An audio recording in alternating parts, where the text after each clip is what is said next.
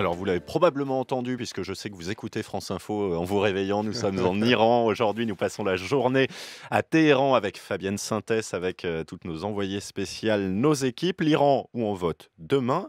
Il n'y a pas qu'en Iran qu'on vote. Et ce qui vous a inspiré, c'est cette information. Platini et Blatter toujours hors jeu, même si les deux hommes ont vu leur suspension réduite de 8 à 6 ans ce soir en appel. Ça, c'était hier soir, la FIFA, sans Blatter, sans Platini. Oui, on revient ce matin au mois de juin 1998, 2 jours avant le début de la belle Coupe du Monde de football. Un Français affiche déjà un grand sourire. Michel Platini, qui a soutenu Joseph Blatter, ne peut être que satisfait de l'élection de ce dernier à la tête de la FIFA. J'appuie la candidature d'un homme qui, je pense, va changer le football dans les années qui vont venir, où toutes les familles du football vont être réunies et vont avoir le droit de parole. La victoire de Joseph Blatter, c'est aussi la victoire de Michel Platini.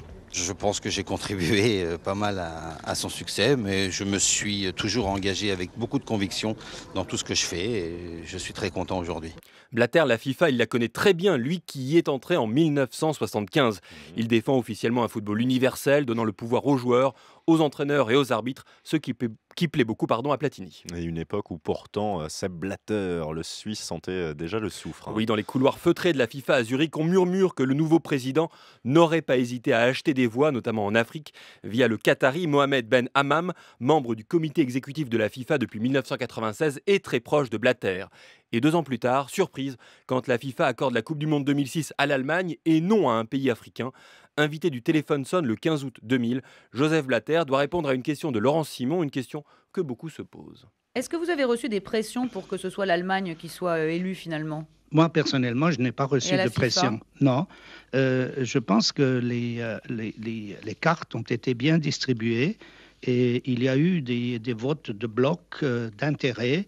Mais à la FIFA, ça s'est passé De toute façon transparente. Oui, transparente. Et puis c'était fait selon nos statuts, nos règlements. Il y a eu des contrôleurs, il y a eu un notaire assermenté de canton de Zurich. Et je dois dire qu'aujourd'hui, c'est pas oublier que l'Afrique n'a pas eu la Coupe du Monde, mais l'Afrique a compris. Et je dois dire chapeau aux associations nationales de l'Afrique qui ont accepté avec une telle sportivité cette décision. Allez, chapeau. Quel acteur. Bien des années plus tard, justement, le journaliste d'investigation écossais Andrew Jennings affirmera que l'Allemagne a bel et bien acheté la Coupe du Monde 2006, offrant en échange à Blatter les voix de l'UEFA pour sa réélection.